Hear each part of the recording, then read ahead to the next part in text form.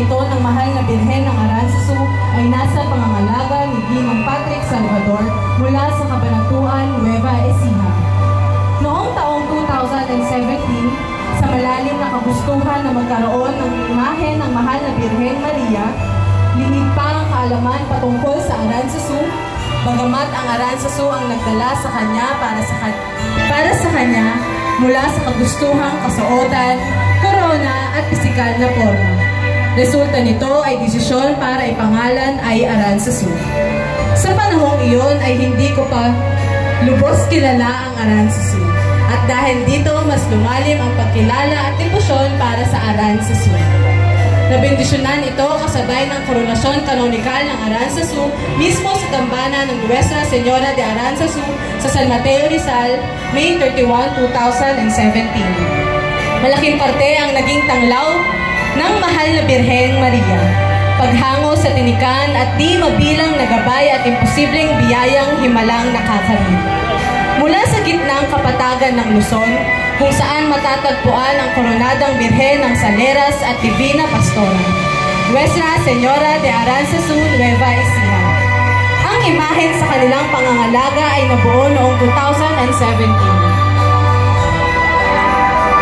Ang mga kasamang delegasyon, Ministry of Lectors, Parish Youth Ministry, Adorasyon Nocturna Filipina, Turno 708, Hapag ng Salita, at MSK ng Senyor Santo Cristo de Burgos, Gitnang Bayan 2.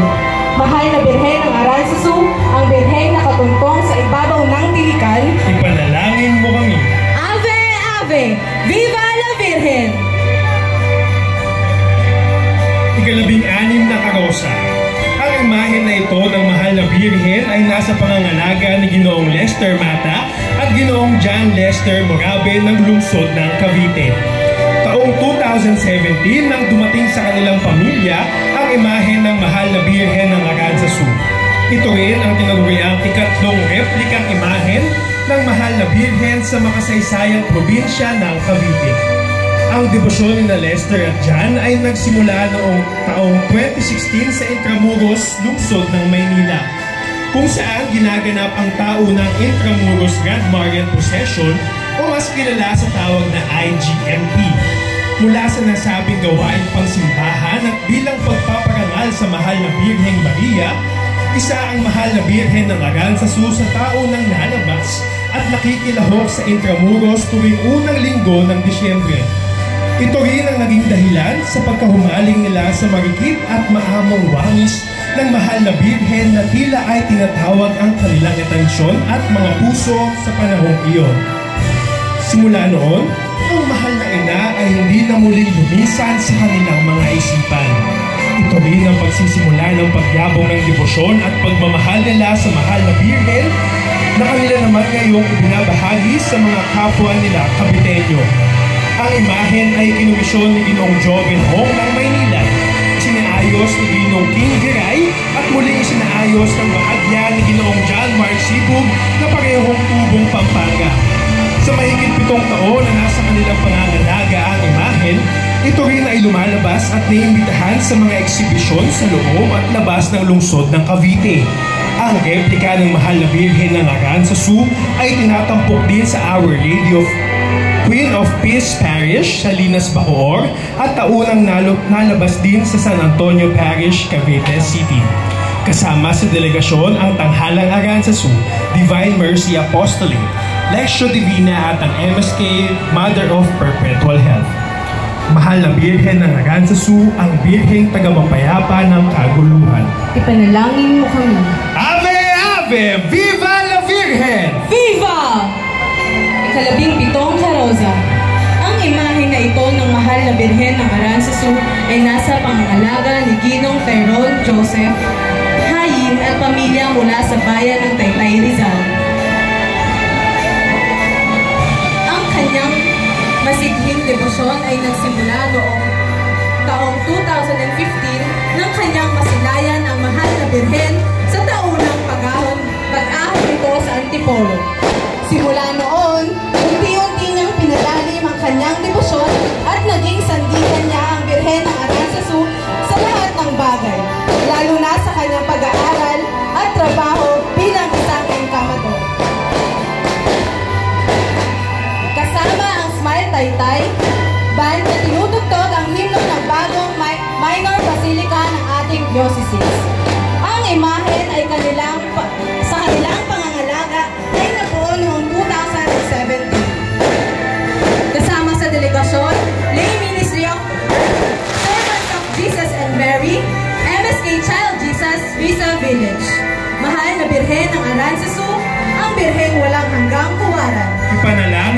kami. Ave, Ave! Viva la Virgen! Viva!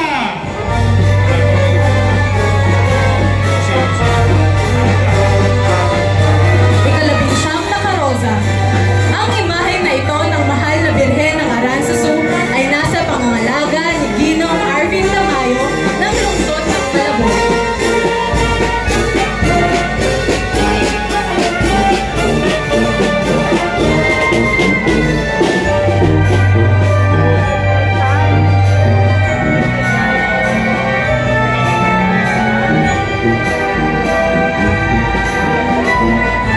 Ave, Ave! Viva la Virgen! Viva! Ave, Ave! Viva la Virgen! Viva!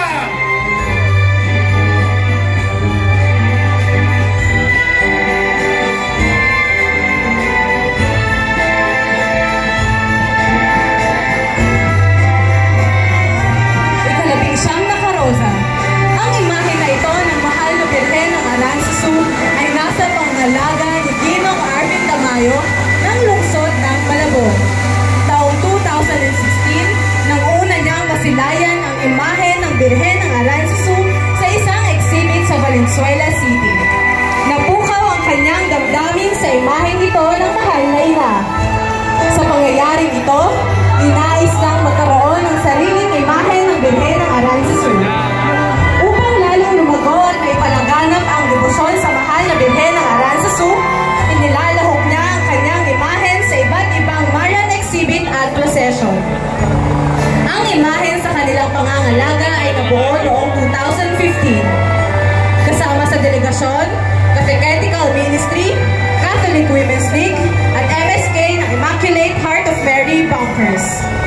Mahal na Birhen ng Aranzazu, ang Birheng tagapagkasundo ng mga magkakaaway. Ipanalangin mo kami. Ave, Ave! Viva la Virgen! Viva! Ikadalawampung karosa.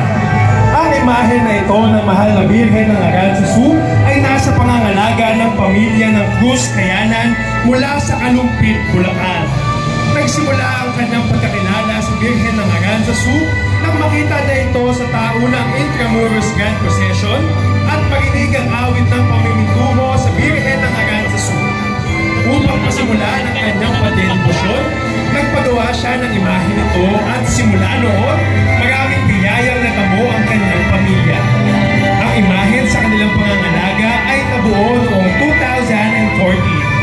Kasama sa delegasyon ang EMHE, El Shaddai, Knights of Columbus Council 6259 at ang MSK ng Our Lady of Lourdes, Gitnang Bayan 1. Mahal na Birhen ng Aranzazu, gabay ng mga malalakbay. Panalangin mo kami. Ave, Ave! Viva la Virgen! Viva! Ave, Ave! Viva la Virgen! Viva! Salamat po sa mga mananayaw mula sa Kalumpit, Bulacan.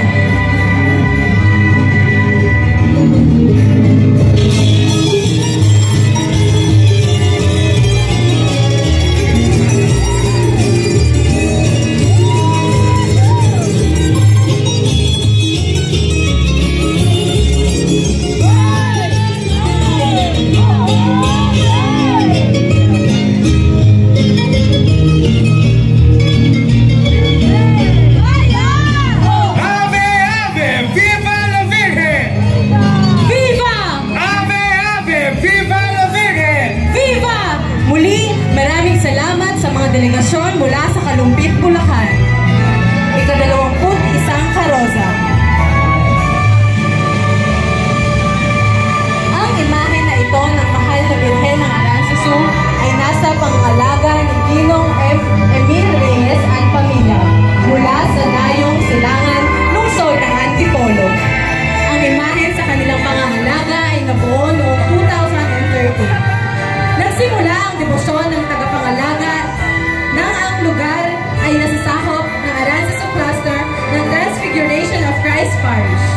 Upang hindi na manghiram pa ang kanilang lugar sa bayan ng San Mateo, napagpasyahan ng pamilya Reyes na magpagawa ng imahe ng Birhen ng Aranzazu na magagamit ng kanilang komunidad at parokya tuwing ipagdiriwang ng kapistahan nito at iba pang Marian celebrations. Ang imahen ay ginawa ni Ginong Paloy Cagayat ng Paete, Laguna noong 2013. Ang delegasyon ay pinangungunahan ng tagapangalaga ng Pamilya Reyes. Nakaagapay din sa imahen ang 19th Warriors Percussion Ensemble under the baton of Sir Rod William Jefferson de Torres. Knights of the Altar ng San Jose Manggagawa Parish, Montalban, Rizal, AMRC Trading, Team Jeremy, Amor by Eric Cruz, Senyor Santo Niño de Marikina, Mini Pastoral Council, kapatiran kay Senyor Santo Niño de Marikina at ng Team Are. Pasasalamat at pagbati din kay Reverend Father Francis Roy A. Madarang, Kura Paroko ng San Jose Manggagawa Parish, Montalban, Rizal, na kasama natin ngayong gabi. Pasasalamat din kay Kapitan Zaldi Joseph at Sangguniang Barangay ng Santo Niño, Marikina City. Mahal na Birhen ng Aranzazu, taglaw ng mga nanginibang bayan. Dalangin mo kami. Ave, Ave! Viva la Virgen!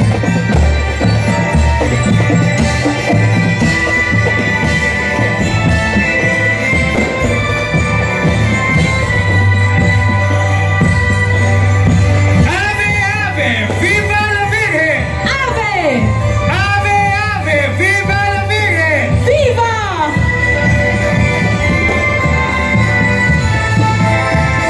Ika-22 karosa. Ang imahen na ito ng mahal na Birhen ng Aranzazu ay nasa pangangalaga ng pamilya ng Digo mula sa Santa Maria, Bulacan. Ang imaheng ito ng Birhen ng Aranzazu ay orihinal na pagmamayari ng ibang pamilya na isinalin sa pamilya ng Digo taong 2017.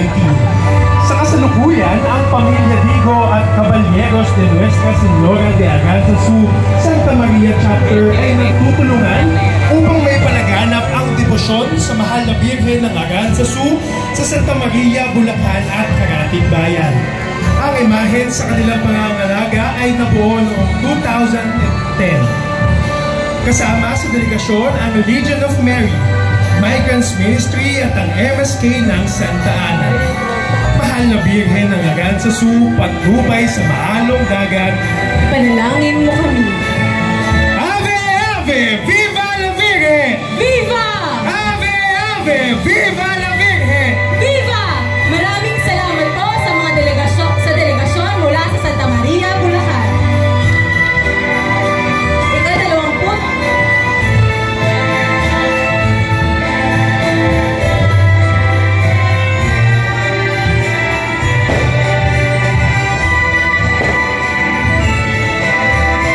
Ika-23 karosa. Ang debosyon ng Nuestra Señora de Aranzazu sa Taguig ay nagumpisa at patuloy na ipinagdiriwang sa Santa Ana, Taguig. Bagamat wala sa kahit anong halimbag na libro, ang imahen ng Birhen ay nasabing nagumpisa nang makuha ang imahe sa puno ng kamatsile ng mga bata. Ito ay tinatayang nangyari noong 1900s. Simula noon, ang kanyang kapistahan ay pinagdiriwang kada unang linggo ng Mayo at pinaguriang pista ng mga bata at ang kanyang karo ay dinedekorasyonan ng puno ng kamatsile dahil sa kanyang pinagmulan. Taon-taon ang kanyang imahe ay nagpasalin-salin sa bahay ng Mayora na siyang Hermana Mayor. Tuwing kapistahan, ang mga bata na tinatawag na mayordomo ay lumalahok sa pista at ang Mayora ang naghahanda ng mga balot-balot na ipinamimigay sa lahat. Samantala, ang samahan na nag-oorganisa ng mga gawain ay nagpasalin-salin din mula sa St. Anne Club, Get Back Club at Samahang Batibot. Sa ngayon, ang imahe ay nasa pangangalaga ng Mayora 2024, ang pamilyang Reyes Capiroso. Mahal na Birhen ng Aranzazu, tunay naming takbuhan. Ipanalangin mo kami. Ave, Ave! Viva la Virgen! Viva!